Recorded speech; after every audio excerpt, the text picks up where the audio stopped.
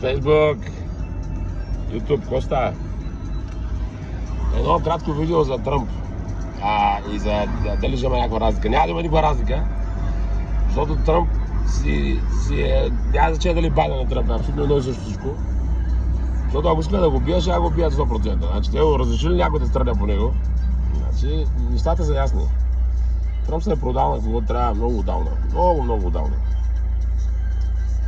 Така че изобщо няма никакви такива, той Тръмп сега ще направи нещо, нищо няма да направи. Нищо няма да направи, защото всичко, което е, което е. Никаква промяна няма да има за никого. Демократи, републиканци, пълен цирк. Но по него играят по-добре от нашия цирк сега, защото нашия цирк вече е върха. Нашите актьори са много нещастни. Те даже не могат да имитират дейност, значи пълен смях. Да, приятели, както съм ви обещал, всяка надежда забравете.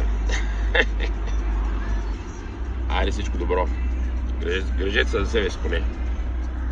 Чао, пичове.